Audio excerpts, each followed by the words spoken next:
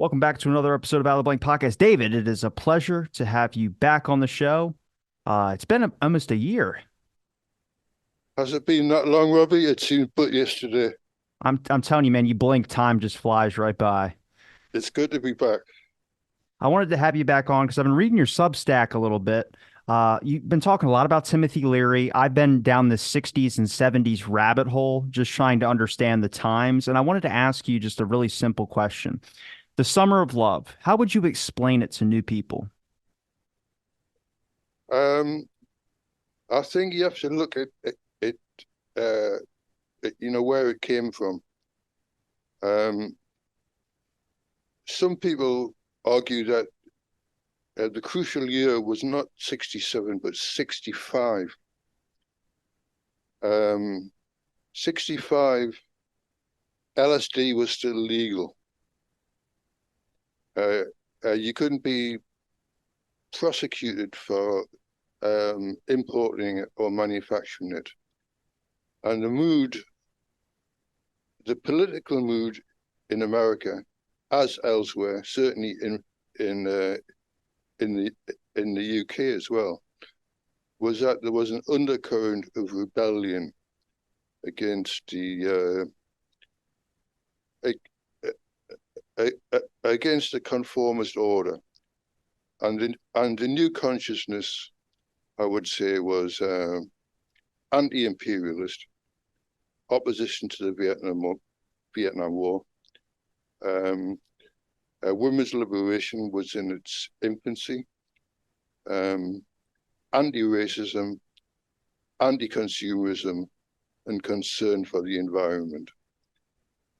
And over the next 2 years, this consciousness kind of crystallized, and it manifested itself in, of all places, well, San Francisco, where you had a vast influx of young people into the Haight-Ashbury area, and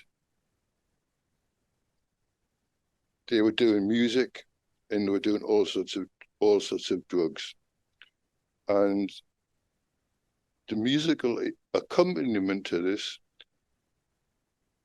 was led by the Grateful Dead, who who had recruited Stanley Owsley as a technical advisor. Now, Stanley Owsley was something of an electronic whiz kid who provided the Grateful Dead with all their equipment and made them sound absolutely great. And he was also a manufacturer of LSD in his secret labs. And Owsley was he called himself an alchemist. He believed that the old alchemic idea of transforming lead into gold was actually a metaphor for transforming consciousness. And he thought that, as a lot of people did, including the Grateful Dead and countless others, and Timothy Leary, and to a certain extent, the CIA, that LSD was the key to changing consciousness for the better. So I that's think in the government's mind, for the better's a different word than I would use. I feel like they used it for more nefarious purposes. They found somehow when you look up the word mind control, it sounds like a comic book or a movie or something like that. But then it's right in their documents talking about this mind-bending drug that is used for mind control, and it was LSD happened to be one of the most advantageous to those forms. the CIA certainly tried to use LSD as a tool for manipulation. A lot of the top honchos in the CIA, including Sidney Gottlieb were themselves enthusiastic trippers, but they didn't want it to spread. They wanted to control it. And what happened was a lot of the scientists in the medical profession who were assigned to conduct experiments with LSD in hospitals, especially prisons to a certain extent, um, they found that rather than just a tool of manipulation, it could actually help people to think. It could empower people's imagination. And there was an experimental program by two guys called James Fadiman in Milan Stolova, who did experiments on this mid-60s. They did experiments on computer buffs, architects and engineers, and they found that given the right circumstances, set in setting, they could stimulate people's creativity. And Stylarov and Fadiman were very hostile to Timothy Leary because He stole their moniker. because he wanted to spread LSD all over the world, right?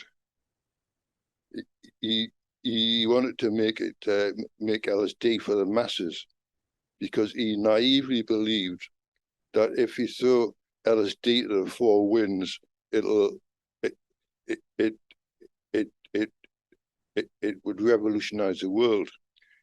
And Stylarov and Fadiman, who were not a million miles from the CIA, thought that Leary was being totally irresponsible.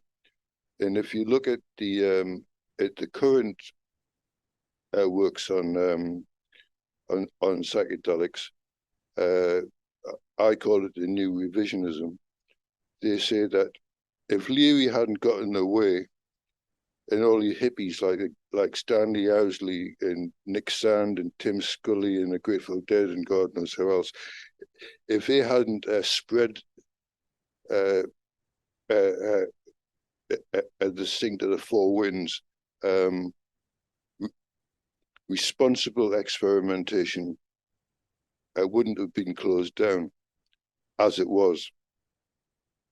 So does that make him a good person or a bad person? Because I think some of that experimentation ended up being pretty bad. I mean, Operation Midnight Climax is a good example, but LSD testing and maybe seeing where it could go in the human consciousness could have been a better route. I just don't know because, like I said, I mean, what's your opinion on Timothy Leary? A lot of people have varying opinions on him, makes it kind of hard to understand if he was a good guy or a bad guy or just a joker. Some people actually think he was a CIA agent. Um, As of right I, now, I do. but well, he said himself that if you look at his career, he said this in his old age. He said, looking back on his career, a lot of his activities were guided by people who were almost certainly in the CIA. Going back to the 50s, before he got into psychedelic drugs, Timothy Leary developed a personality testing program, right, which was designed for to find if the right person was the right person for the job in hand. And this research that Timothy Leary did was actually co-opted by the CIA. So Leary's relation with the CIA goes right back to the 50s. And he was quite aware that when he was conducting experiments at Harvard with psilocybin in LSD, that the CIA were taking an interest in these experiments. And when he was kicked out of the university and set up his institute at Millbrook in upstate New York, in the stately home of William Hitchcock, he was quite aware that the CIA were taking interest in that as well. And almost certainly CIA agents participated in that. So Leary's attitude towards the CIA is, well, of course they were interested in what I was doing, and they may have even guided what I was doing. But, and this is a direct quote, but the CIA are the best mafia you can deal with. I mean, who would you rather deal with? I don't know. Have you ever dealt with the IRS? They're a pain in the ass. Yeah, I can only exactly. imagine what the CIA's like. Yeah, so the CIA were in the background throughout Leary's life, but the people who really gave him grief wasn't so much the CIA as the Drug Enforcement Agency in the FBI. Now, when Leary escaped from prison in 1971, he was sprung by the Weather Underground. This is something that your podcaster Ron Jacobs knows all about. Yeah, for like $25,000. I've seen accounts vary from 20,000 to 25,000 from the Brotherhood of Eternal Love to the Weather Underground. That sounds about right. So they sprang him from prison. I don't think the CIA had anything to do with it. And the Drug Enforcement Agency and the FBI were asleep on the job. So then they send him to, well, as far as the Weather Underground were concerned, there was three parts in the mission. First part was get Leary out of prison and get him out of the country. The second was to get Leary to Algeria, where he could hook up with the Black Panther faction led by Eldridge Cleaver. Now, Eldridge Cleaver's operation in Algeria was definitely infiltrated by the CIA. And the thing about Eldridge Cleaver is, I don't want to denigrate the honorable history of the Black Panthers, because the Black Panthers were a very important factor in American history, and were targeted by J. Edgar Hoover's murderous COINTELPRO operation. A lot of them were assassinated by the Chicago police or by informers. Fred Hampton being one of them. Fred Hampton being one of them, who was shot dead after he'd surrendered. Well, he was sleeping at the time it happened. You're right. You're right. There was someone else who was shot dead after he surrendered. That was Fred Mark Ham- Clark. yeah. Fred Hampton was shot while he was asleep. Now, the thing about Eldridge Cleaver is that he was not a nice person. He was slightly mad, in fact. He was paranoid. He didn't trust anyone. He didn't trust Leary. He didn't trust Angela Davis. He didn't trust his friends in the Black Panthers. Then he became a supporter of Kim Il-sung, the Stalinist dictator of North Korea. And so, to come back, the second part of the mission was to get Leary to Algeria and form an alliance between Leary's faction of the Black Panthers and the Weather Underground and various international radicals. And the third part was for Leary to have a LSD tripping session with Eldridge Cleaver and try and make him a nicer, more cooperative person. So Leary did that, and it totally failed because all it did was exacerbate Eldridge Cleaver's paranoia. And Cleaver started to give Leary a very bad time. At one point, he imprisoned Leary and his partner Rosemary at gunpoint. And from that moment on, Leary decided to get out of Algeria, and his next stop was Switzerland, right, where he was the guest of a notorious arms dealer called Michel Horchard, who was probably connected with the CIA as well. So,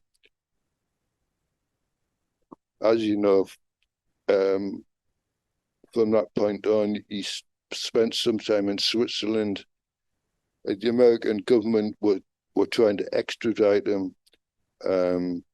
Leary ended up in Afghanistan, and as soon as he got off the plane in Afghanistan, he was arrested courtesy of the Drug Enforcement Agency. Also, probably with the help of informers like Dennis Martino, and was sent back to the States, where he basically blagged his way out of prison by cooperating with the FBI, not the CIA, the FBI. And he basically cooperated with the FBI, told them everything he knew about the Weather Underground, about the Brotherhood of Eternal Love, which frankly wasn't much because he didn't. Leary had no hand in the Brotherhood of Eternal Love's LSD manufacture program, which was run by Tim Scully and Nick Sand. So, was Leary in the CIA? No. Did he have a relationship with them? Yes, he did. That's the way I would put it. I think, yeah, I don't think he was necessarily like a member or person getting a paycheck. I just think it was kind of like they were guiding his path. The government had all the LSD. From what I can tell, they bought up all the LSD or wanted the whole supply of it or tried to get the whole supply of it. But then you have these figures that are handing out LSD, which seems like they're manufacturing it themselves. Now, do I know if they were manufacturing it? I don't. I mean, why was Leary getting so much praise from all these counterculture groups like the Brotherhood of Eternal Love, like the Weather Underground? Why do they have such admiration for this figure who really wasn't connected to any of them? Because he was the guru. Um, I've met a palm reader once, but you don't see me following him around. I mean, guru. When I say guru, Leary wrote all these books, right? And he invented the slogan, "Turn on, tune in, drop out." So Leary was he was basically worshipped by the counterculture. Now you say that the American government had all the LSD. Yeah, that's true. But in 1965 onwards, underground laboratories started to manufacture it, quite independently of Leary and the American government. I mean, Nick Sand, who was he went on the run in the 70s. He was finally caught in 1995. He said that he personally had manufactured 140 million LSD trips, right? That's enough to trip the entire adult population of uh, England and France, right? A hell of a lot, because he believes in it, right? He believed it was good for the world, right? In that sense, he was naive. And his partner, Tim Scully, who was also who was trained by Stanley Owsley, um, initially agreed with that if you manufacture enough LSD, and you're talking about hundreds of millions of trips, you could change the world. Now, Tim Scully eventually decided that was a very naive belief, and part of his reason was that Nick Sand was using the Hells Angels to uh, to distribute the stuff, and Tim Scully had a very low opinion of the Hells Angels because he used to kill people and he used to sell heroin as well, along with the LSD. And LSD did not change their consciousness for the better. You know, if someone is is bad and manipulative, giving them LSD will just amplify um, their negative aspects. Do you think that was on intentional though? Like, I'm not saying Timothy Leary's bad, but if you look at the figures that ended up getting a hold of LSD or being attached somehow to the cultural movement of LSD, they're not necessarily like the sanest people around. I mean, I'm not saying that they're crazy individuals. The government, yes, but Manson being an example of a person that was getting LSD, and he's attached to the whole hippie movement, kind of like the sacrificial lamb, even though he wasn't a hippie.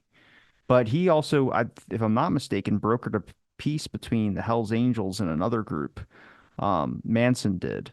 So, I mean, there's a connection there. But I just kind of wonder, I mean, if you're the government testing a drug like LSD, you don't want academics and other people getting aboard testing LSD to figure out what it can do. You just want to do the research yourself. Then it'd be really good to create a couple of boogeymen who are out there taking this drug and going crazy from it.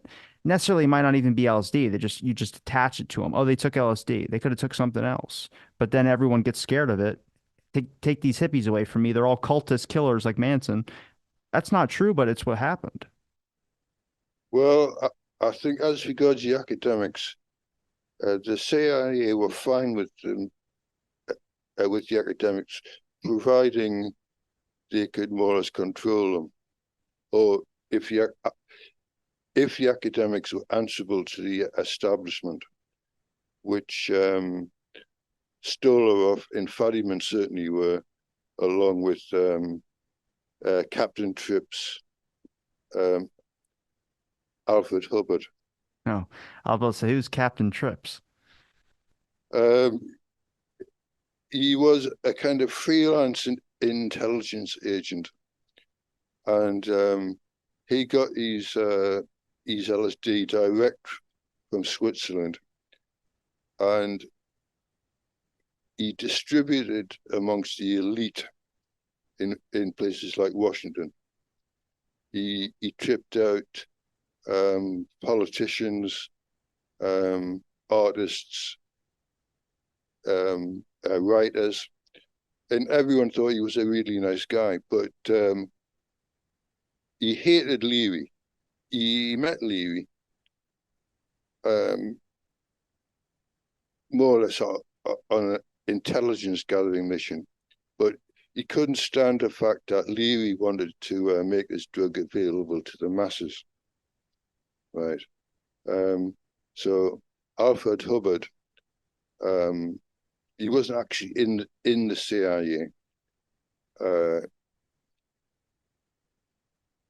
he created this legend for himself as having helped the American war effort in World War II, which was something of a myth. Um, so you had people like him on the scene, as well as the academics who he was collaborating with, trying to keep the lid on the distribution of LSD. In contrast to Leary, who wanted to turn on the whole world. Now, why was California so like a prominent location for all these groups and individuals to go there? I mean, I know it was kind of like the Haight-Ashbury clinics was like, or not clinics, but Haight-Ashbury was kind of this whole place where LSD was just on the street, all these young kids going there wanting to make love and have drugs and do all these types of things. But it's only really California you hear about when it comes to the whole hippie movement. Like, I'm sure there were hippies in other locations, but it just seems like this was just a I don't know, the Vegas of it all, to use that old reference. But I mean, you mentioned 65 being kind of like a prominent point.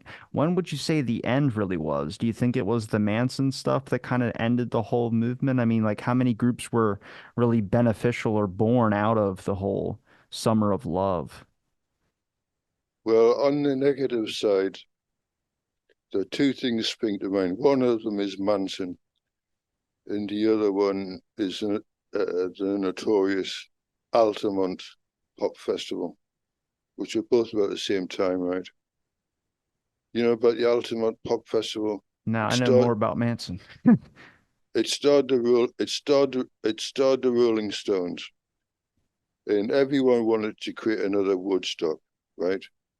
Peace and love, all that kind of stuff. Altamont was a complete disaster because the organizers put the Hells Angels in charge of security, and most of the people there were stoned, and and and Hells Angels were the police essentially, and they were really nasty. They beat people up and even killed one person, right? So that was the end of the Summer of Love. It ended in '69, I would say. What would you say was, I guess, some of the main influencers of the whole Summer of Love, besides Timothy Leary, but maybe more counterculture groups? I mean, would you say the Brotherhood of Eternal Love was an influence to the whole Summer of Love? Well, the Brotherhood of Eternal Love um, weren't quite on the weren't quite on the scene as regards the major players, manufacturers of LSD. It was Stanley Owsley and Tim Scully who supplied the particular type of LSD called orange orange uh, orange sunshine, right? And that's what was around Woodstock. And so, what were the main cultural influences? I would say the important thing was the music, also the literature to a certain extent, but especially the music. Um, you, if you look at the history of music in the 1960s, say uh, uh, starting with the Beatles in 1965 with the album Revolver, you could say that most of the innovations in 1960s music was influenced by LSD tripping, and it had a remarkable effect. And it was basically the music that brought people together. I mean, I say this as a musician myself, um, who who was old enough to remember all this stuff. The music brought people together. The drugs, influence of the drugs was more ambivalent. It, taking LSD didn't didn't necessarily make you a better person. It didn't heighten your consciousness. It could just make, if you were a hedonist, it could just make it worse. But that's a price you pay. You know, history works in contradictions. Now, do you think it was just the reason why there were so many, I would say tragic events that kind of happened? It turned into the summer of love into kind of a summer of hate, was because of the sensitivity of the times. It seemed like you had a lot of kids that were really trying to live life and enjoy and try and find meaning a little bit. You know, you can mention the drugs and things of that sort, but they're really just a bunch of 20-year-old kids just looking to try and find purpose. I mean, Manson kind of preyed on that, but there was much that was going on to that time period, even the government experimenting with drugs on unwitting civilians. You know, like how'd they get involved into the Haight-Ashbury medical clinic? You know, there's a lot of stuff that if you looked at the transformation of that whole area, the Haight-Ashbury, it went downhill so quickly after 69. I mean, homelessness was off the charts. There's a lot of things going on. And for the first couple of years, it was fine. It was good. It was, you know, a lot of people were enjoying life and really having a go at it, but it just seemed so many events unfolded in that time and it never really recovered. Yeah, it's a very dark period. Um, I mean, you mentioned Manson and 20-year-olds. Manson was actually corrupting 14-year-olds, 14-year-old runaways who'd heard about this wonderful place, Haight-Ashbury in San Francisco, and went there, to have a great time. And the whole scene was corrupted very quickly because the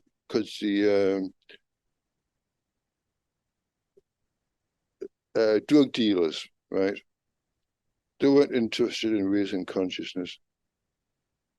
They were distributing horrible stuff like STP, speed, heroin. They didn't care. And these 14-year-old kids, weren't old enough to make a rational decision on what drugs to take.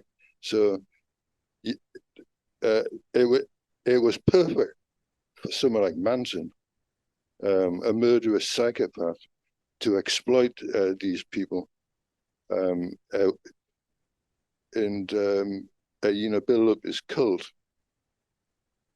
Um, and as Tom O'Neill demonstrates in his book, the Manson cult um, was being monitored by shady intelligence agencies, probably including the CIA, but at arm's length. Dr. Jolyon West, right, who was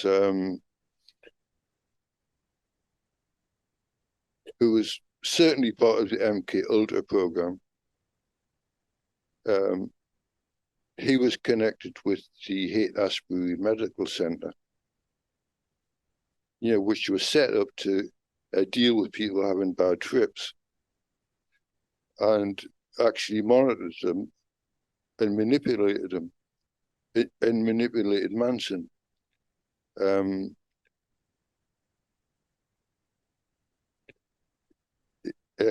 of the people Manson shot was a black guy who he thought was in the Black Panthers. The guy survived, but so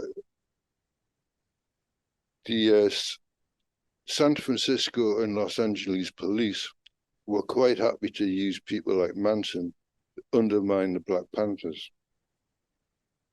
Why was there, I guess, this whole influx with the Black Panthers? Why was the Black Panthers involved over there? The LSD scene just doesn't seem like, from what I've learned about them, that they were interested in. No, they weren't. I know they even had problems with the Weather Underground at a certain point. Fred Hampton definitely did. Yeah, the as I indicated earlier, the Black Panthers were split. between the Eldridge Cleaver faction, which was basically New York, and the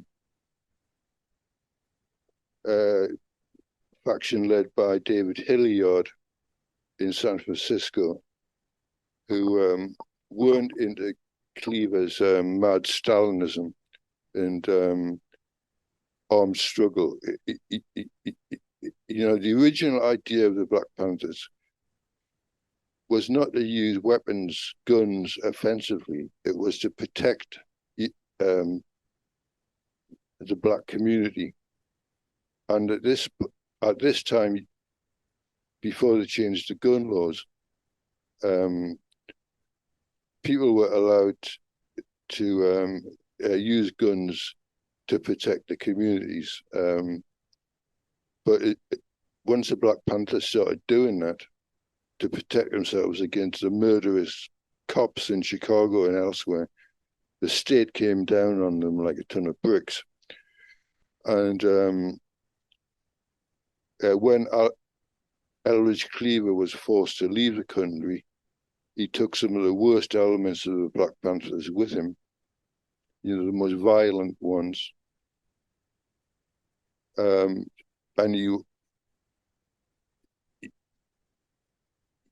he set up an embassy, at the Black Panther embassy in Algeria at the behest of the Algerian government, which at the time was kind of radical. So, yeah, the Black Panthers weren't really into it. Like you say, they did not get on well with the Weather Underground. They regarded them as, middle-class white adventurers, which they were. You you mentioned Owlsley. How did Owlsley get a hold of LSD? Well, he originally got it from he got it when it was still legal. He he had 300 milligrams of Sandoz LSD from Switzerland, and he found it a life-changing experience, and he started manufacturing it in a laboratory. You He could mentioned do the it. underground laboratories. How do they get, is it just individual ones that these groups had, or was it under some umbrella of a company or corporation? It was basically good old-fashioned American enterprise. Um, Like McDonald's. McDonald's, yeah. I mean, they were quite ingenious. I mean, if you look at Nick Sand and Tim Scully, they were buying the ingredients in San Francisco and the equipment in San Francisco. They were buying the various ingredients from various chemical companies, and the feds, which were the forerunner to the Drug Enforcement Agency, knew what they were up to and followed them about all over the place. But little did the feds know that Sand and Scully weren't interested in manufacturing LSD in San Francisco. They had a secret lab in Denver, and they managed to shake off the surveillance of, of, of the feds, took all the equipment to Denver, and started manufacturing vast quantities of LSD. And they were trained by Stanley Owsley. Now, there was lots of LSD labs all over the place. We only know about them if they get discovered, but there was a lot of them. So, like I say, by this time, LSD had escaped the clutches of the CIA. It was now illegal drug manufacture was now a problem for the feds and the police. Now, you mentioned that all we've discovered when it comes to those labs, how much of the history of LSD do you think that we just don't know yet, or it might be lost? Quite a lot. There are two factors. Uh, like I say, a lot of the labs weren't discovered. And if the people are still around, they're going to take the secrets to the grave. You um, the second factor is that the full history of the CIA's involvement with LSD was lost when Sidney Gottlieb destroyed the files in 1973. Because if you remember in 1973, Richard Nixon was on the way out. Um, Journalists were starting to ask questions. Uh, People who'd been experimented on were consulting their lawyers. So Sidney Gottlieb went to the CIA archives and destroyed all the operational files, and they were lost to history. Fortunately, a researcher called John Marks, who wrote a marvelous book called The Manchurian Candidate, discovered the financial records which hadn't been destroyed. Gottlieb had neglected that. So it became clear that in 1973, it became clear that that the CIA had had a vast interest in LSD experiments from the 1950s onwards. And one suspects, although we can't prove it, that in those files, Manson would have been there. I definitely think so. I think Tom O'Neill's done great work on that, but I'm curious if Mark Chapman would be involved in that. I don't think he was given LSD, but I had a guest on as a friend of mine, David Whelan. And if you look up his name, you'll see two shooters in the John Lennon assassination because they found two different types of bullet. And it's not listed by the DA's office or anything, but it's listed by the coroner's report of all the autopsy on John Lennon. They pulled two different types of bullets out of John Lennon's body. And if you also look up a guy named David Halloran, he was the guy who actually treated John Lennon, who's been silent for 30 something years. He let some other guy, Stephen Lynn, take the credit for it. And that guy's been exposed as being a liar. He talked about pumping John's heart. Well, one of the people that visited Mark Chapman, because guess who decided to defend him was John Marks decided to defend Mark Chapman. He had a friend named Milton Klein, and Milton Klein was on a documentary about MK Ultra boasting about how you can make a patsy within 3 months. And that is proven that Milton Klein had visited Mark Chapman because apparently Mark Chapman was visited by Milton Klein. Then he tells John Marks, the lawyer, maybe it's not the same John Marks, but he tells him, "No, I'm going to plead guilty." So all this evidence in the trial was it wasn't going to be a trial. Mark Chapman was going straight to jail. All this evidence wasn't going to come out. Well, Mark Chapman talked about that he watched a battle between angels and demons on his cell floor. And at the end of the battle, the angels won, and the general, a small little person, got up into his hand. He put it up to his ear, and the general said, "Plead guilty." And that's why Mark Chapman pled guilty. Well, that little people kingdom, if you look it up, people say he always talked about a little people kingdom. I don't know because it's only comes out after Milton Klein visits him. So, I mean, that's one of the many coincidences of an MK Ultra doctor visiting somebody, much like Jack Ruby. Why did Joyanne West visit Jack Ruby? It brings up questions. I'm not trying to get super conspiratorial, but you start wondering why was the 60s and 70s nothing but lone assassins and all these people? Like, did it stop? I mean, we don't see as many crazy nut jobs shooting people now. Maybe different when it comes to school stuff in today's times, but back then it seemed like everybody was a lone assassin trying to kill a political figure or trying to kill some type of, and it's just strange. And I mean, if you really examine the MK Ultra theory or the idea, did they find a way to manipulate people's consciousness? Yeah. Did they find a way to brainwash people or use mind control with LSD? Yeah. Do you think they just stopped? Why would you stop at doing something successful? I mean, it took them what, years to admit to possibly killing Frank Olson by dosing him. And that I think has been admitted. The CIA paid off the family. Yeah, and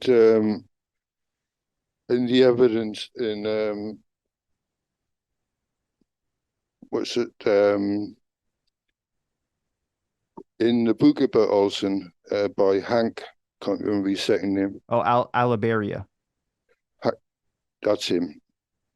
He challenges the story that the cover story of the CIA that they gave him LSD in that he committed suicide.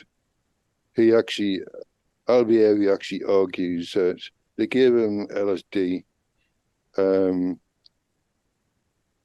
they killed him to stop him talking. Now, as regards the assassinations, you've got, well, to name but four, John F. Kennedy, Robert Kennedy, Malcolm X, Martin Luther King. Right. So there was something going on. Yeah. Do you believe And that when they say MK Ultra was unsuccessful? Do you believe that? as someone told Tom O'Neill when he suggested that the Jolyon West business was a CIA operation that went wrong, the respondent said, no, a CIA operation that went right. Yeah, they knew what they were doing. How do you think that they manipulated LSD to get people to be brainwashed or mind control or turn into some type of truth serum? I mean, we know about like Vacaville Prison was another place that they were experimenting on prisoners with all types of barbiturates and different types of drugs that were used in MK Ultra. Yeah, I think the whole thing involves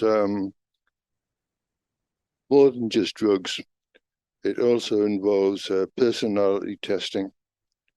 You've got you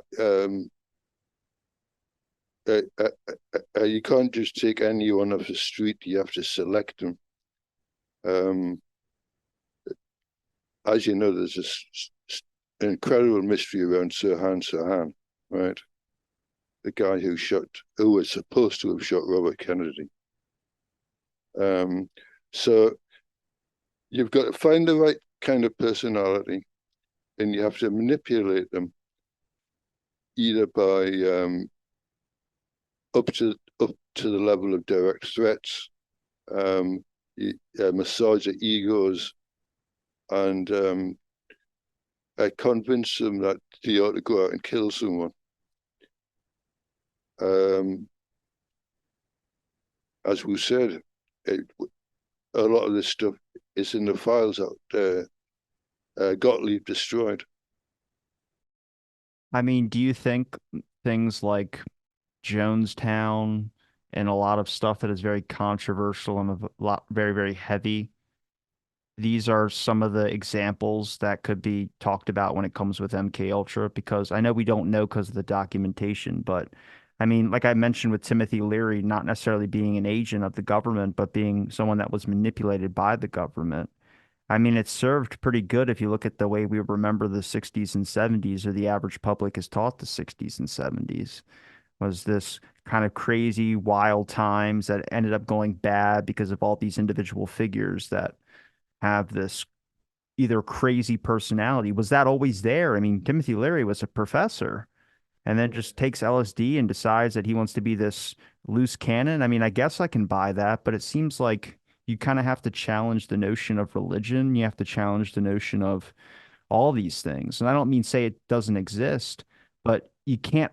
Why is well, we don't talk about Jonestown and how the fact that there were children and elderly people at that camp that I'm pretty sure couldn't commit suicide or didn't conceive of that, but we just call it, oh, they drank Kool-Aid. Oh, they're all a bunch of religious nuts. And then we don't talk about it. That doesn't make sense. You know what I mean? Like, I'm not trying to sound nut job, but it seems like that religion wall comes up. Everyone just goes, okay, that makes sense, and walks away. Well, that's a very interesting point, because religion is often tied up with cults, right?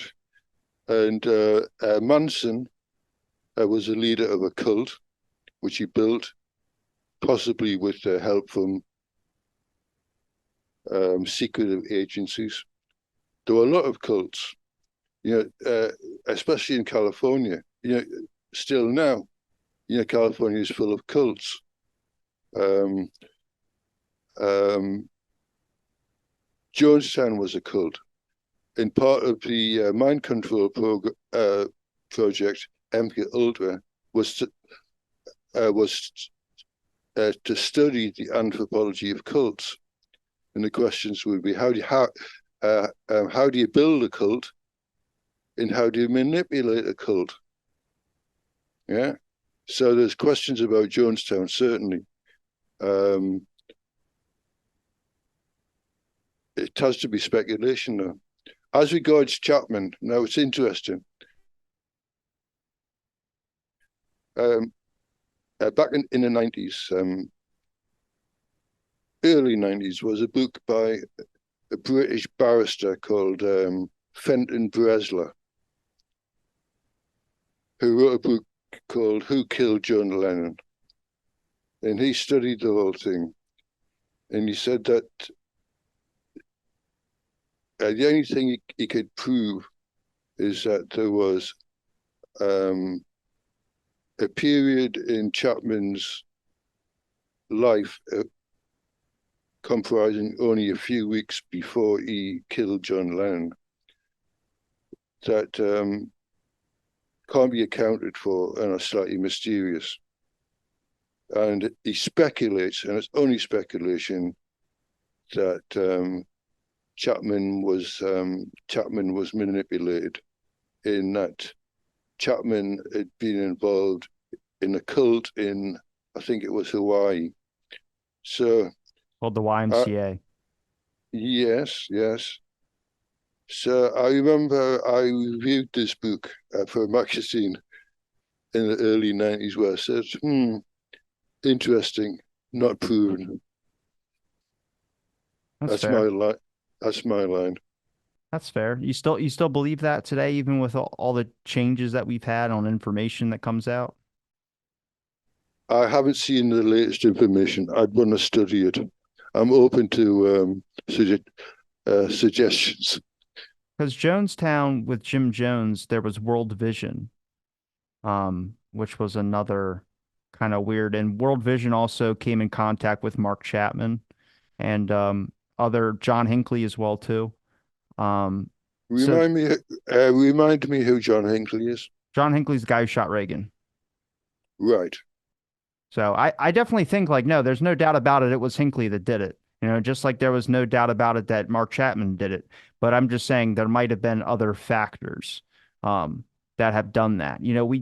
Despite all the controversy behind like MK Ultra, why do you think there's this dark side of history that isn't really acknowledged? Like academics don't talk about this type of stuff. They call it a conspiracy. I mean, you've probably come across it with even some of your work on, unless you're talking about Timothy Leary or certain individual groups. But if you even get near the government type aspect of things, like, oh yeah, the government did this to people, Operation Midnight Climax, academics like bat their hands and walk away. They're like, nope, that's a conspiracy, not going to listen to it. But I'm like, well, it's documented, and all you got to do is just search it up, and you'll be able to see a bunch of things about it. But you can read documents on it as well too.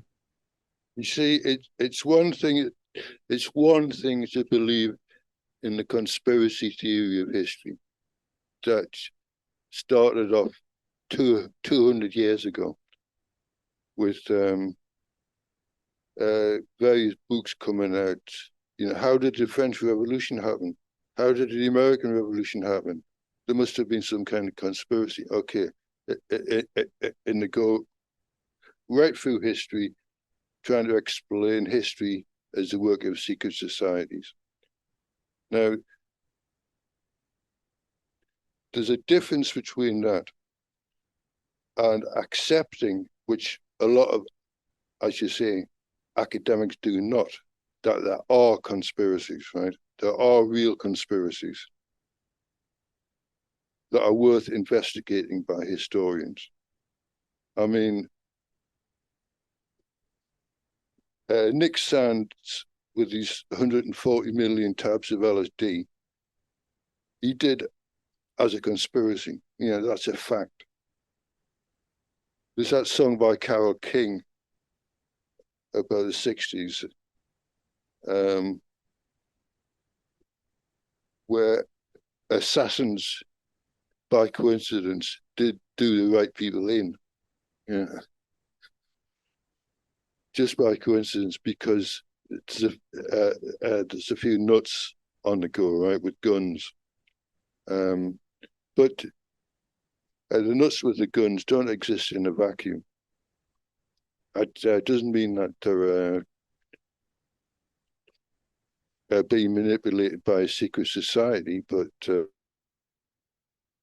there are conspiracies, certainly. Can I With ask? this, yeah, go on. I was going to ask what, through all your research and all your work on just everything, do you feel like you understand history more? And do you find that it's hard to speak to just the average public about it because it's not taught in the education system? Some of the stuff, like you mentioned COINTELPRO, all my friends who go, oh, it was invading the Black Panther Party. Well, if you look at the documents, it's invading any group that the government saw as a threat. That means the KKK and other groups as well, too. But I think more evidence supports that they were really targeting the Black Panther Party. Most of all, it's where you see the FBI's work the most prominent. But to me, it's just, I find that a lot of people, at least from what we get taught in our education system, are a bit disconnected from history and kind of the roots of it all. So I'm curious from your perspective through the work you've done diving into Timothy Leary, learning even about the Weather Underground, breaking him out of jail, or just learning more about the Haight-Ashbury clinics or anything that was going on when it comes to drugs. I mean, you know about Frank Olson's death. Do you find that it gets hard to talk to the public about it? And do you find that it's difficult for yourself to grasp? I mean, compared to in the beginning, compared to now. It's difficult because there's so much rubbish around, right, as regards to conspiracy. Um, and a lot of it is you have to suspect that the really rubbish conspiracy theories are being put about by the real conspirators. Yeah, uh, that's one of the ironies of the situation. Now, as regards COINTELPRO, I'll just read you this quote by one of Richard Nixon's burglary squad, Is it who went, Howard Hunt? no, John Ehrlichman, Oh, right? This is a direct quote. You want to know what this was really about? He asked with the bluntness of a man who, after public disgrace and a stretch in a federal prison, had little left to protect. The Nixon campaign in 1968 and the Nixon White House after that had two enemies, the anti-war left and black people. You understand what I'm saying? We knew we couldn't make it illegal to be either against the war or black, but by getting the public to associate the hippies with marijuana and the blacks with heroin, and then criminalizing both, we could disrupt those communities. We could arrest their leaders, raid their homes, break up their meetings, and vilify them night after night on the evening news. Did we know what? Did we know we were lying about the drugs? Of course we did. you know what another word or term for that is? What? Helter skelter. Think Okay. it through. Think it through. Come on now. There was no evidence to that stupid theory. I don't believe it at all. It sounds so wacky, and I only think we accepted it because Manson himself was wacky. I think Manson was nuts. I just, there's plenty of other things the government has done to successfully treat somebody, whatever you want, what they deem as successful. There's nobody in my mind that's unsavable. I get in this debate with so many people about Manson because I don't know. I give people kind of like the benefit of the doubt. I think his life was pretty shit. I think he was a horrible human being. But I think if you really look at what happened in that trial, and I think Tom O'Neill has exposed a lot about Vincent Bugliossi's kind of methods of the way to get his convictions, I don't think that was right. I think Tom O'Neill's book nails Bugliosi good and proper. Yeah, the crazy thing was that Bugliosi tried to sue him. Yes, yes, he did, didn't he? He even talked about himself in the third person. He said, "You know what kind of name Bugliosi? One word for me, your book will be finished. You'll be done." He said that to Tom O'Neill. I said, "Man, that's just someone you definitely don't want to be backing in history." But we consider him this famous prosecutor. Yeah, and O'Neill spent 30 years writing that book. Just goes to show if at first you don't succeed, but like you say, he got bug, he discredited Bugliosi in the end. But depressingly, Bugliosi still sells books. Pull your mic a little bit closer to you. Bugliosi still sells books. Yeah, but he's gone now, so hopefully that Yeah, name will be like J. Edgar Hoover. It's been tarnished a little bit more. I think a lot more stuff has come out that where his name doesn't ring so many bells anymore, if you know what I mean. yes. Well, yeah. And the FBI is now it's changed their image. If you look in the website, they actually own up to doing bad things. Yeah, they And just don't publicize it. yeah, but as far as I'm concerned, they're still the FBI. I don't like state agencies that are unaccountable for their actions. I mean, if they could just explain what national security means, that would be fantastic. Because I swear they paint that thing on everything, and I'm like, look, all right, I don't understand how Oswald's birth certificate's national security. Don't give me that. Yeah, and they also talk about the intelligence community, which is a term I absolutely hate. You know, there's no such thing as the intelligence community. Especially in Or intelligence services. There's no such thing as community. there's no community. The anti-community. They just destroy communities. I got to ask one last question to you, but out of everything in the whole counterculture movement, all the names, all the figures, all the different varying things that were going on, what's one that you really haven't looked into? You might have an interest in that, maybe if you're thinking about writing another book. Um, I'll tell you what's interesting is the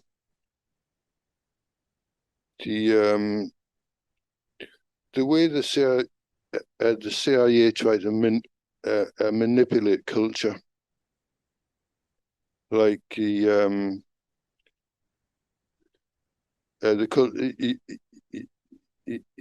set up this organization called the Cultural Freedom Movement, or whatever, the Council for Cultural Freedom, which had magazines all over the world, um, and the whole thing was to control uh, dissident aspects of culture, like they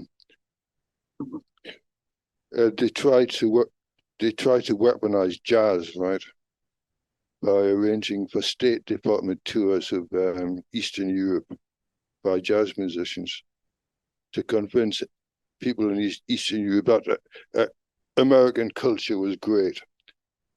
And some of the jazz musicians, in particularly Dizzy Gillespie, saw through this. And another one was Archie Shepp. So you had this kind of contest between artists, be them musicians, painters, and writers, some of whom allowed themselves to be manipulated by the CIA for purpose of fame and wealth, and others who stood up against the I mean um, manipulation. In particularly, I would point it to James Baldwin and various other writers. So that's something I'd like to look at a bit closer. You mentioned jazz music, but you ever look into Ernest Hemingway? Ernest Hemingway, he He was a writer. yeah, and he was he was he supported the Spanish Republicans against the fascists. And initially, he supported the Cuban Revolution, but he turned against all that. Became right wing. No.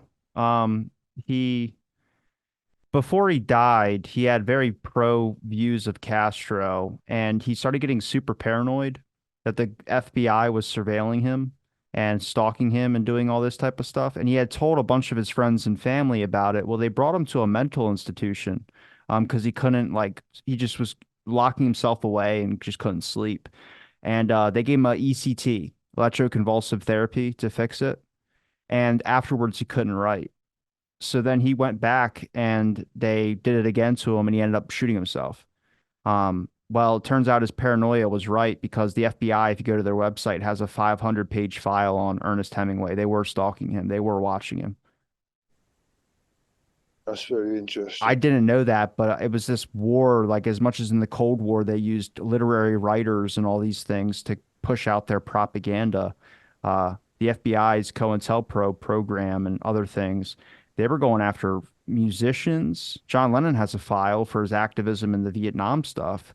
And then there was, I mean, everyone had, Frank Sinatra had a file, just anyone that was considered a possible threat to the agency. And they stalked and monitored. And in some cases, like Ernest Hemingway, it led to his death. Mhm.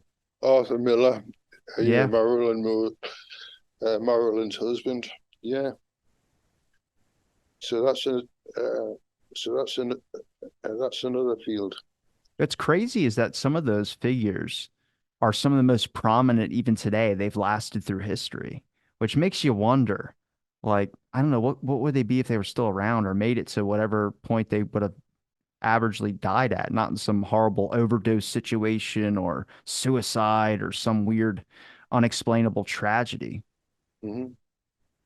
Yeah. Well, also we could mention Richard Wright, who was a member of the Communist Party. You know him? He wrote a book called Native Son, Yeah. a black writer.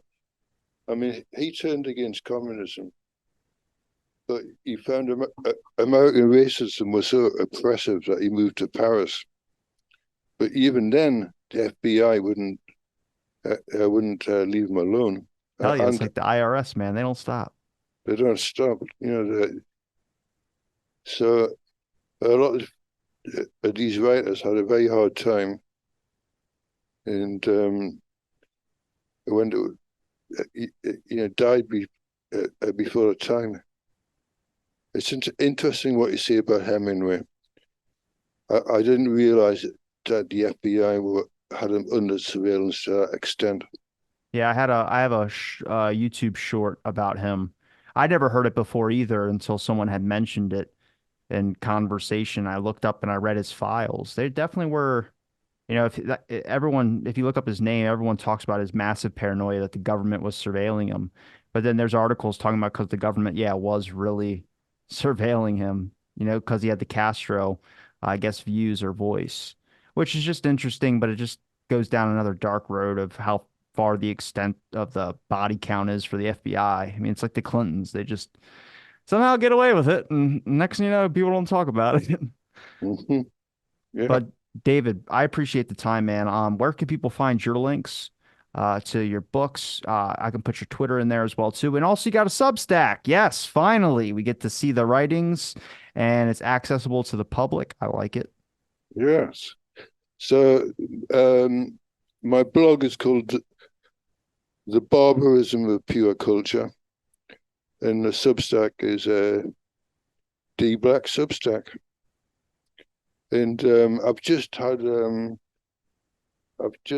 email from Substack saying, "Congratulations, you've just published 36 weeks in a row." That that puts you in the top 9% of posters. Well, yeah, great. I wish I was in the top 9% of earners, but there you go. Well, look, I'm going to link all your links in the description, David. It's always a pleasure chatting with you. And thanks everybody for listening to this episode of Out of the Blank. Stay tuned for our Right. next episode. Did you say wait, David? I was just going to say, as regards the 90-second podcasts, send me an email about that. Okay. Well, thanks everybody for listening to this episode of Out of the Blank. Stay tuned for next episode.